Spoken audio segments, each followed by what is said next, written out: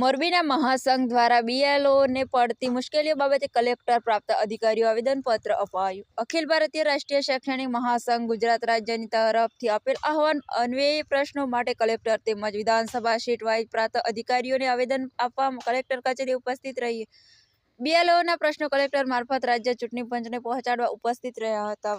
Reporter Vaghaji Vaghani.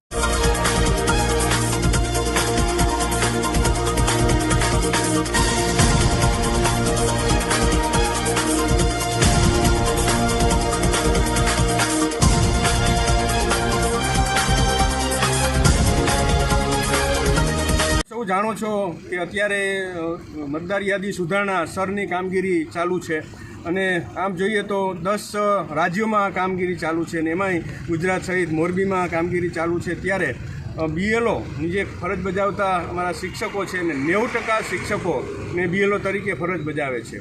એના કારણે પહેલાં તો શિક્ષણ બિલકુલ બંધ થઈ ગયું છે। શાળાઓ જાણે અનઅધ્યયન બની ગઈ છે।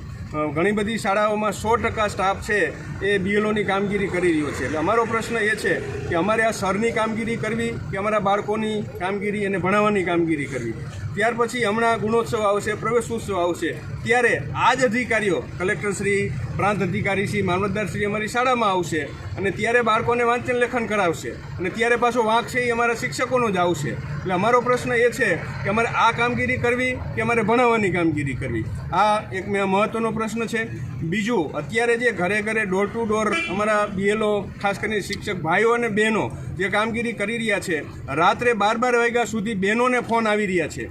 કારણ કે બીએલઓના નંબર જે તે પરચી આપેલી છે, મતદાર પરચી, એમાં બીએલઓના નંબર આપેલા છે। એટલે માર્ગદર્શન માટે રાત્રે 12 વાગ્યા સુધી બહેનોને પણ ફોન આવી રહ્યા છે। એટલે સતત ફોનનો મારો ચાલુ છે, કારણ કે જે 2002 પહેલાંની માહિતી માગી છે એ ઘણા બધા લોકો પાસે નથી।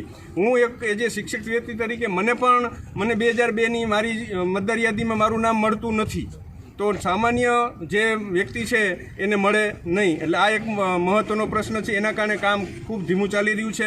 અને બીજું, જે આ ફોર્મ એકત્ર કર્યા પછી જે એને ઓનલાઈન કરવાની છે, અમારી તંત્ર સમક્ષ મોરબીના કલેક્ટરશ્રી ને હાથ જોડી અને ત્રીજું મસ્તક નમાવીને વિનંતી છે કે આ અમારા બીએલઓ કરી શકશે નહીં, કારણ કે એની તાલીમ પણ આપેલી નથી અને જો આ કરવા બેસે તો 6 મહિના સુધી અમારા બાળકોનું શું। એટલે ફરી કલેક્ટર સાહેબને વિનંતી છે કે ઓનલાઈન કામગીરી છે એ ઓફિસ દ્વારા જ કરવામાં આવે। બીએલઓ શ્રી છે એ ડોર ટુ ડોર કામગીરી કરી અને ફોર્મ છે એ સબમિટ કરી દેશે। બીજા ઘણા બધા 1600 મતદારો છે, એમને કેવી રીતે કામ કરવું એ માથાકૂટવાળો પ્રશ્ન છે। જે સહાયકો આપેલા છે એ સહાયકો પાસે શાળામાંથી લીધેલા છે, તો સહાયકો ઘણી જગ્યાએ પોતાની કામગીરીને કારણે કામ કરી શકતા નથી। તો આવા અનેક પ્રશ્નો છે। એ સિવાય જે દીકરીઓ સાસરે ગઈ હોય, ખાસ કરીને 66 ટંકારામાં જે પ્રશ્નો છે જેમાં નામ સર્ચ થતા નથી, તો એ પ્રશ્નો, ટેકનિકલ પ્રશ્નો હલ કરવામાં આવે અને આ રીતે અમારા જો પ્રશ્નો હલ થશે તો જ આ કામગીરી ઝડપથી અને સરળતાથી થશે।